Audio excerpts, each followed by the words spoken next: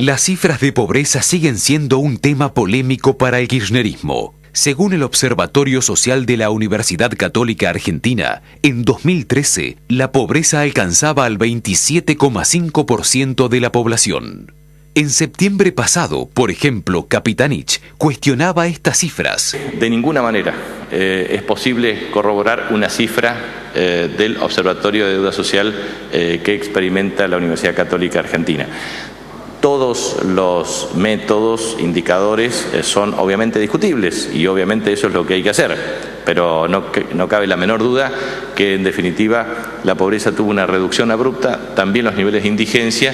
Mientras tanto, la CGT de Hugo Moyano señaló que llegaba al 28,9% de la población, unos 12 millones de personas. Ahora Kicillof se niega a reconocer cifras de pobreza y dice: Pero esa pregunta, ¿cuántos pobres hay? Es una pregunta complicada, yo sé, pero convengamos que es bastante relativa. No, yo no tengo el número de pobres, no. Últimamente, no, me parece que es una medida bastante estigmatizante, que a veces hay caballitos de batalla, ¿no? Eso ocultan los pobres. Mirá si este gobierno va a ocultar los pobres. Hay menos o más pobres en Argentina luego de 3 gestiones K del kirchnerismo.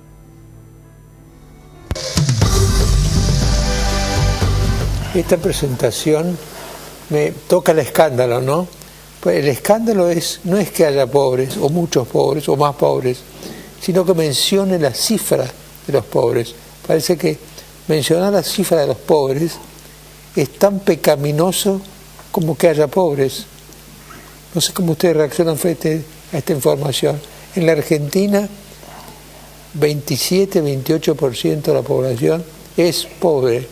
Ahora, yo me acuerdo que hace un par de años, un papa dijo: esto es un escándalo moral. No es un escándalo moral en Nigeria, es un escándalo moral en Argentina.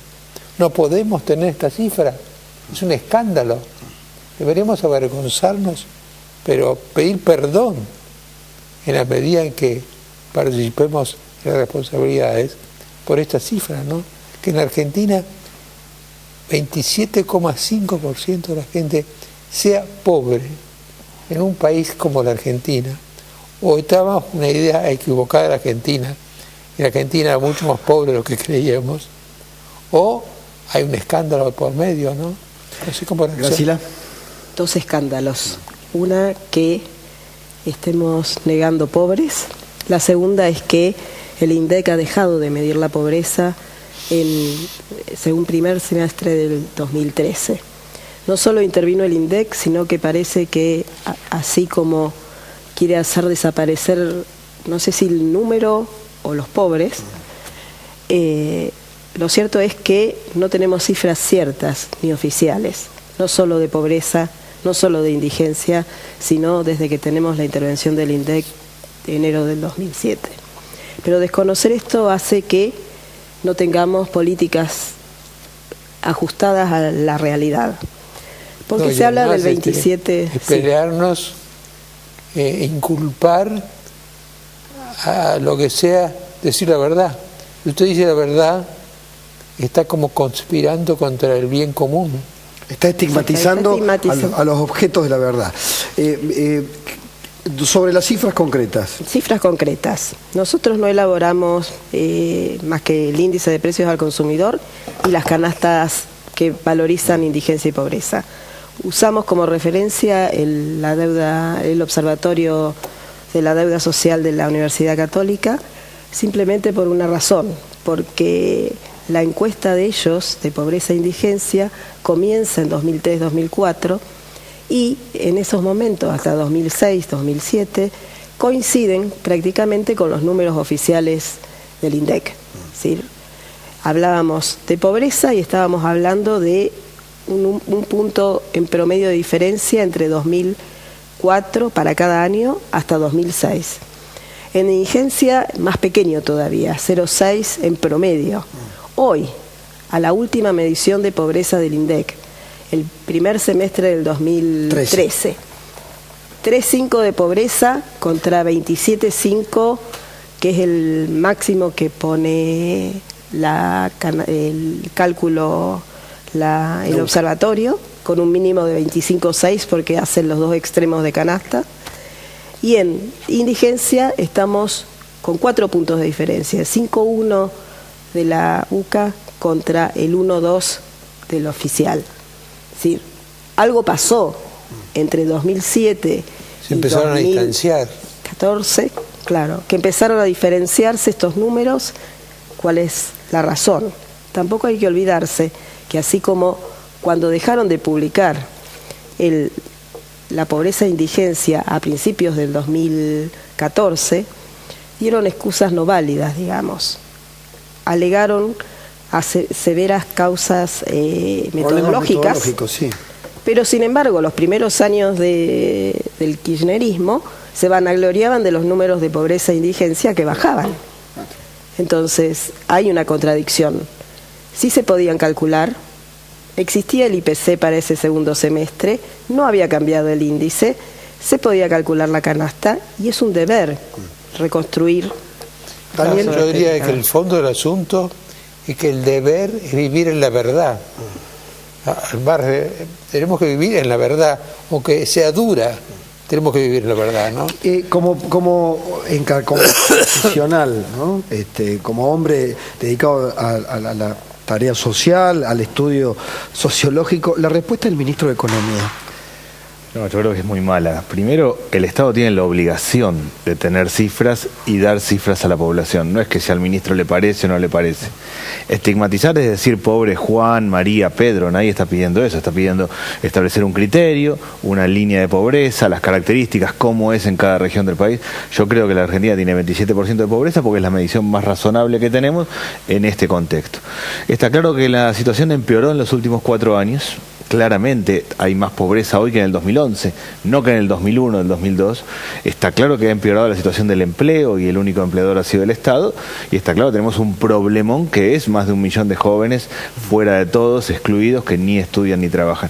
En ese contexto a mí me parece que el gobierno comete un doble pecado. Uno es no cumplir su obligación de plantear las cifras y establecer un estudio serio, y 2, ver mal la realidad. Yo creo que le ha pifiado, que ha leído mal, no ha visto el problema que tenía, le parecía que la pobreza era del 4% y no vio la necesidad de encarar otras políticas, o no vio venir el problema del narcotráfico y tuvo 10 meses la Cedronar, la Secretaría que atiende el tema de adicciones, vacante. Yo creo que ha hecho una mala lectura y que eso lo ha llevado a encarar políticas equivocadas. Daniel, la mirada sobre la mala lectura y la equivocación es la mirada más afable hacia el gobierno, porque yo simplemente y después le doy a Fernanda para que conteste, María Fernanda para que conteste, solo con el volumen de subsidios, porque me da la sensación, el gobierno no mide los pobres, pero multiplica los subsidios, por lo tanto, no es que no sepa, no es que se equivoca, no es que no lo vio venir, no quiere admitirlo, es decir, Kicillof lo insinuaba. ¿Cómo? A nosotros nos van a decir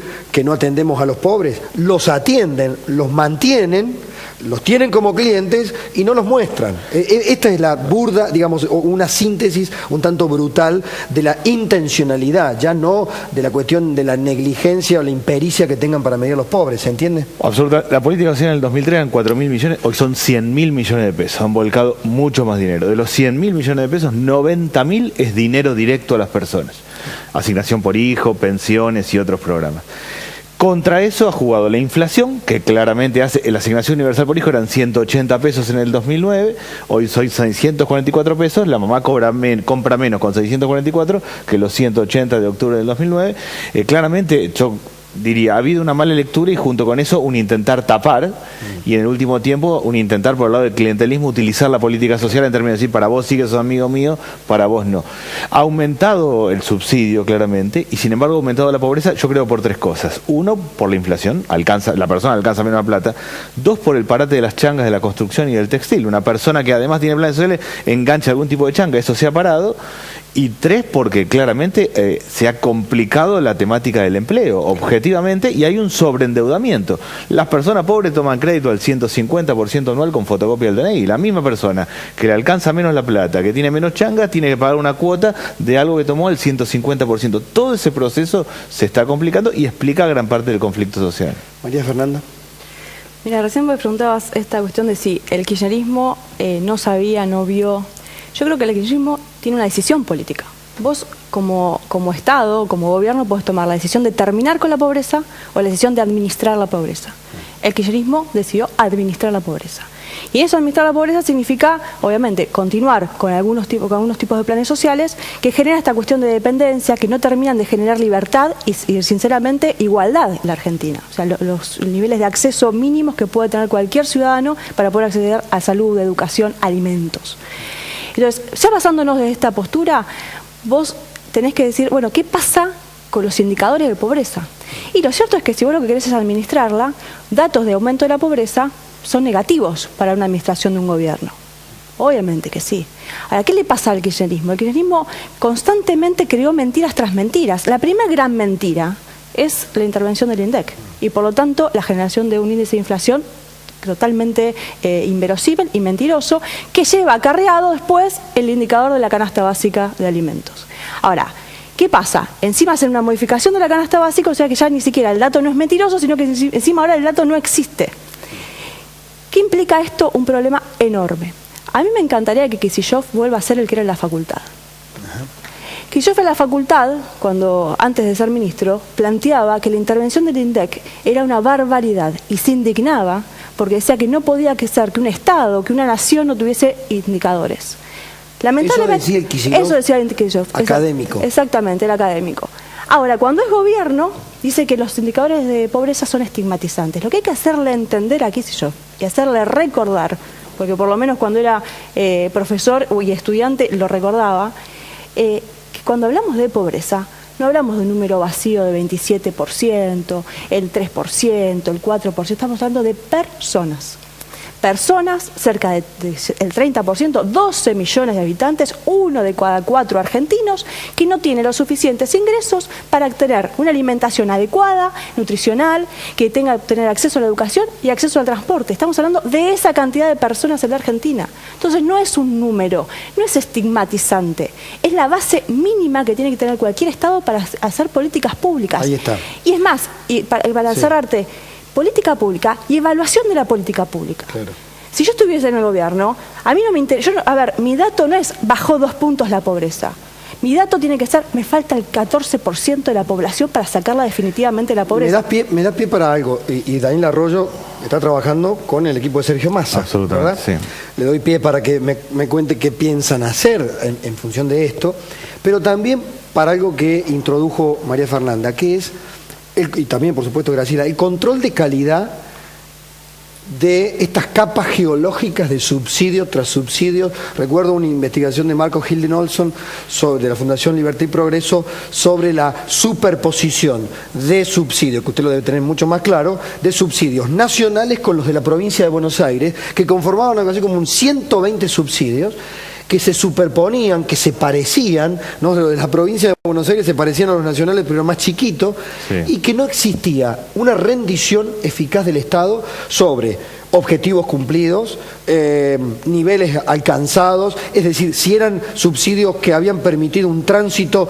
desde la asistencia a la inserción, digamos, un control de calidad. ¿No existe eso? No existe para nada, en realidad no existe un registro único siquiera, que sería muy fácil de hacerlo, porque casi toda la gente que recibe algún tipo de asistencia económica tiene una tarjeta de un banco público, o sea, todo eso se podría cruzar. No existe seguimiento y evaluación de las políticas, no existen metas. Cualquiera que agarre un presupuesto general del Ministerio de Desarrollo Social o del área de empleo, de trabajo, no va a entender muy bien qué es lo que está pasando. Se desmontó todo el proceso de evaluación y de seguimiento. Yo creo que hay que reconstruir todo ese sistema, si no es ir a tientas a lo que sale. Cualquier otro país uno analiza y puede seguir, este programa va bien o va mal, y también hay que encarar una segunda generación de políticas sociales.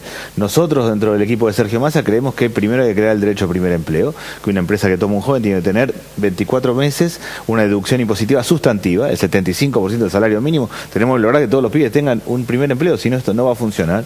En segundo lugar, masificar el crédito. Hoy claramente, si seguimos con crédito al 150, al 200% anual, se complica todo. Crédito para máquinas y herramientas, para el carpintero, para el gasista, para la persona que cose en la casa. Un tercer elemento que a mí me parece que es determinante en el cambio de política, que hay que dejar de hacer programas sueldos e ir a trabajar directamente con la familia. Interrumpo ahí, la presidenta anunciaba en una especie de kermés populista, créditos con la tarjeta SUBE, créditos para acceder al recambio de vehículos de los taxis. Digo, esas ayudas que todas son tentadoras. ¿Qué taxista que nos está viendo ahora no va a querer cambiar su vehículo? Pero a la hora de la eficacia, digamos, son créditos paliativos, son ayudas a movilizar consumo, pero no a sacar a la gente de su situación. Movilizan consumo y están saliendo al revés. Plan Progresar, por ejemplo. Dinero para que los jóvenes vuelvan a la escuela, seguramente es una buena iniciativa. Pasó de 600 a 900 pesos. Está saliendo al revés. Está llegando a los pibes que están en las universidades o en algún lado y no a los pibes que están en las esquinas, afuera de todo. El Estado, obviamente, al volcar más dinero hace que alguien vaya a comprar cerca de la casa y eso mueve el consumo, pero está errándole mucho de respecto a quiénes tiene que llegar. Está complicando porque no tiene un sistema de seguimiento y no está logrando entrar a las casas. ¿Qué sabe hacer el Estado? Transferir dinero. Entregar netbooks no es una mala cosa. No sabe acompañar, no sabe incluir en el mundo del trabajo, no sabe trabajar con las personas. Todo eso es ir a una segunda generación de políticas sociales. Yo creo que la política social en Argentina está agotada. Que lo de transferir dinero ya ha llegado a su límite. Quien se le ocurra desarmarlo a lo loco estaría generando una guerra civil, claramente. Ahora, a partir de ahí, generar una política nueva vinculada con el tema del trabajo y cortando los caminos alternativos. Objetivamente, hoy en un barrio el que vende droga gana más que el que trabaja. Ese panorama social también hay que tenerlo. Hoy, cualquiera que haga un mapeo de un barrio va a encontrar una maestra, un carpintero, un gasista, el que vende droga. El que vende droga gana más que el resto. Hay un nuevo camino de movilidad social en Argentina. Tenemos que construir derecho al primer empleo, cambios en las políticas sociales, trabajar con una red de 20.000 tutores para acompañar a la familia y también cortar la venta de droga claramente, si no, no va a andar. Graciela. Lo previo. Para seguimiento y evaluación de políticas públicas necesitamos estadísticas oficiales transparentes, creíbles. La reconstrucción del INDEC es indispensable para el próximo gobierno. Lo primero es aceptar la verdad, decir la verdad, oír la verdad, ¿no? Y acá estamos, me parece a mí que lo que hemos visto en este bloque es que hemos acostumbrado a mentir para ocultar. Ahora esto es terrible para un país, ¿no? Y no solo mentir, desarmar instituciones. Hablábamos de la justicia. Que era modelo en Argentina, que tiene una historia, una tradición. Una tradición de 40 años de credibilidad y transparencia que en un instante ¿Cuánta gente quedó fuera del INDEC? Éramos hasta 2006, 1.200. De los 1.200 quedaron 500, esa aprox al año pasado, y ingresaron alrededor de 1.500 personas. 1.500 personas. No idóneas. Nuevas. Porque esto hablar del mérito y de... ¿Y qué hace, Graciela, perdón, y qué hace la gente? Yo no creo que me dé usted un censo de a qué se dedican los que quedaron afuera, pero del conocimiento que usted tiene, de los años transcurridos, su experiencia, ¿esa gente qué hace hoy? Parte obligada a jubilarse anticipadamente. Los más jóvenes se pudieron reinsertar laboralmente, inclusive fuera del país, los técnicos más. Gente muy valiosa. Sí, por supuesto. Reconstruir el INDEC con la parte técnica es muy sencillo, porque tenemos técnicos válidos.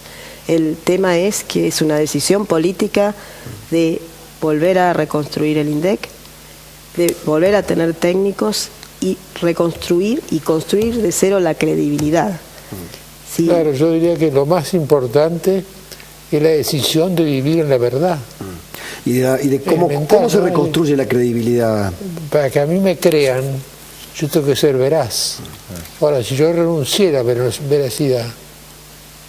Volver de la mentira a la verdad, aunque se estén haciendo las cosas bien, es bien complicado. Es más fácil reconstruir... Ese aterrizaje, después quiero preguntarle a Daniel cómo piensa que va a ser ese aterrizaje en la realidad, en la verdad, ¿no? María Fernanda. Sí, dos cuestiones. Una sobre las consecuencias de no tener datos de pobreza, por ejemplo. En la Argentina este año murió un chico por desnutrición, un chico en Chaco, y murió un chico por desnutrición mientras que existe una ley de seguridad alimentaria que se aplica del 2002, que está sancionada, y es una ley que habla de la coordinación de políticas para evitar la desnutrición en la Argentina.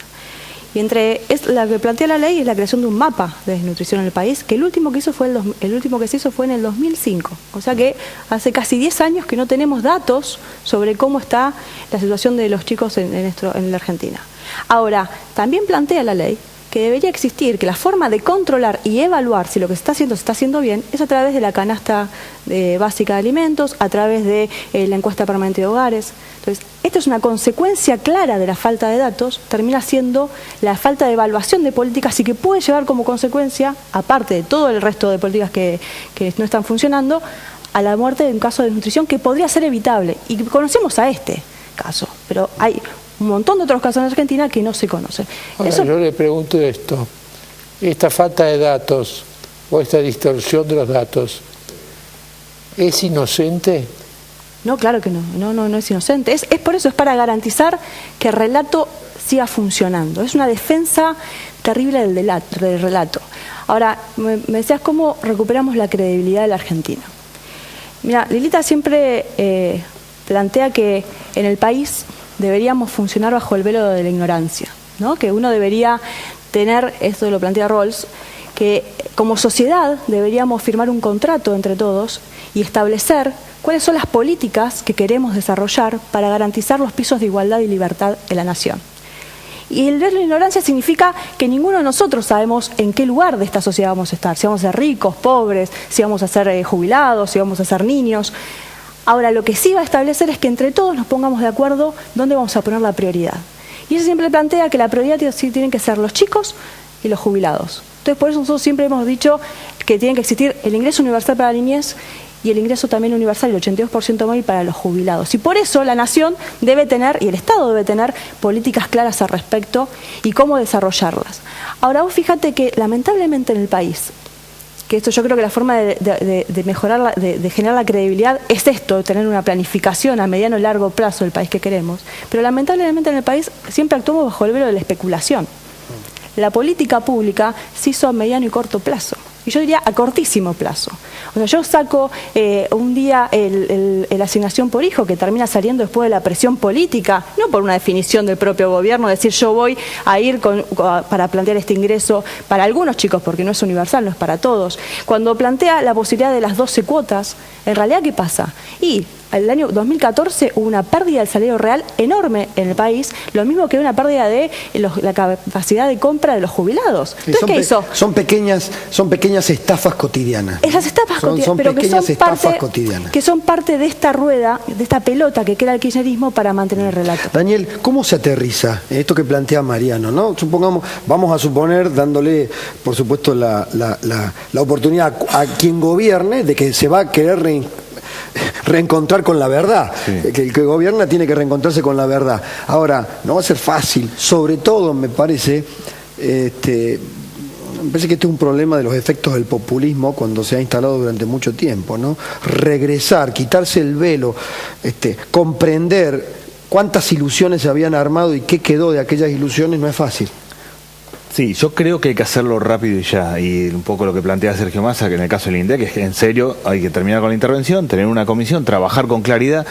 La discusión que plantea el ministro sobre el empalme, cómo empalmar la metodología vieja con la nueva, yo creo que es una excusa. Hay que arrancar y tener una canasta básica y en función de eso definir sobre qué base estamos y cómo estamos trabajando. A mí me parece que hay que hacerlo muy rápido. Mi impresión es que hay cosas que tienen que ver política pública. En el tema de estadísticas oficiales tiene que ver política pública. Gobierne Juan, Pedro o Mario, hay que ponerse de acuerdo, decir esto va a funcionar y tiene autonomía del poder de turno en los próximos 50 años, el Instituto de Estadísticas o el que fuera. Yo estoy absolutamente convencido que eso está en la naturaleza de las cosas, que va a pasar en la Argentina. No hay manera de seguir trabajando. No va a ser un consenso difícil de lograr. No, va a ser un consenso fácil y rápido de lograr. Lo que tenemos que hacer es ponerlo en marcha rápidamente. Lo que creo que tiene que seguir a eso es políticas públicas duraderas también. Ciertas condiciones mínimas, como estaba hablando de enfermedad, es decir, todos los chicos tienen que terminar la escuela secundaria. En Argentina, no importa uno de qué partido es, no se puede vender droga en los barrios, no puede haber crédito al 150% anual. Yo aspiro que rápidamente tengamos en marcha el esquema de estadísticas y de eso, digo, claramente Sergio Massa lo va a hacer, pero entiendo que va a ser algo que se va a encarar rápidamente, y un conjunto de políticas de mínimo de ciudadanía, es decir, menos de esto no tiene nadie en Argentina. Les agradecemos. Bueno, eso parece una segunda conclusión. Quizá hay algo más profundo en todo esto. es volver a vivir en la verdad. Si yo estoy enfermo y tengo cáncer, el médico me tiene que decir que tengo cáncer. Absolutamente. La única manera de salir es con la verdad. Es la única manera. Y aún cuando yo no pudiera curarme y me fuera a morir, me moriría en la verdad. Es terrible darse cuenta de que estamos haciendo trampa al solitario, ¿no? Los argentinos como sociedad hacemos trampas en nuestra propia visión de realidad. Y además nos hemos acostumbrado a eso. Eso está adquirido como una segunda naturaleza. La mentira, la distorsión, el error estadístico, se han instalado entre nosotros como un veneno moral. Y con una posibilidad de convivencia. Podemos convivir podemos convivir. Yo creo que una de las catastróficas consecuencias, tomando lo que usted plantea, Mariano, es que el kirchnerismo violó las estadísticas en 2007 y estamos en 2015. Pero yo ahora voy a hacer una cosa un poco escandalosa. No es solo el kirchnerismo. El país, la sociedad. Claro, creo que si el kirchnerismo hizo esto, fue que tuvo algún respaldo en una parte de la sociedad y dijo, mira, mejor no me digan lo que es. No me digan la verdad. Yo me acuerdo, había un cuento famoso, que es verdad, además, una vez cuando... Ya sé cuál va a contar. El de Menem. Andaba en avión por ahí, ¿no? Y el avión pareció que se caía. Entonces uno de los que iba con él le dijo, Carlos, mentinos, Carlos. Mentime un poco. Mentime un poco, Carlos. ¿No? Y Carlos le mintió, ¿no? Y el tipo se sintió muy aliviado. Yo no quiero vivir aliviado. Yo quiero vivir mortificado, sí que debo mortificarme. Sí, para volver a la verdad en las estadísticas públicas es sumamente necesario reconstruir el INDEC y en forma contundente. Es decir, no podemos vivir ni tomar decisiones en ninguno de los ámbitos, ni en el público ni en el privado. Y tenemos, como decías, desde la intervención hasta acá, son prácticamente 8 años de estar a ciegas de lo que es la realidad estadística. Puedo tener un primer disgusto, porque me voy a enterar de datos que yo estaba negando de alguna manera. Pero a partir de ahí, voy a vivir en la verdad, aunque sea dolorosa, aunque me digan que tengo cáncer. Y aparte, esa es la verdad. Lo importante de como sociedad no naturalizar, ¿no? Porque el INDEC, todos los meses hay un abrazo al INDEC. Graciela de Bacua, la verdad que viene trabajando un montón sobre la presentación de los índices de inflación. Todo el tiempo dan índices de inflación que son mentirosos, índices de pobreza que no existen. Nosotros como sociedad no tenemos que naturalizar esto. Y sobre todas las cosas, me parece que el salto cualitativo es que el próximo gobierno... primera cuestión es recuperar los indicadores y saber la verdad, porque ese es nuestro piso. Uno como cuando está en la función pública tiene un objetivo. Por lo menos si vos me decís cuál es, y yo quisiera que terminar con la pobreza, sacar a todas las personas de la situación de pobreza. Para eso me lleva un proceso, claro. No es de un día para el otro. ¿Qué mejor evaluación de si mi política va para ese lugar o no, que tener los datos y la verdad para poder realizarlo? Trampa al solitario. Es que, ¿sabes qué pasa, Mariano? No es si hacemos trampa al solitario, sino que están en juego vidas. O sea, hay personas detrás de nuestras decisiones políticas. Todos los días una persona no puede acceder a comer lo básico, o no puede acceder a la educación, o no puede acceder a la salud. Y eso como gobernante debe ser lo principal. Es más importante que eso, que tener que defender el relato. Muchas gracias. Muchas gracias.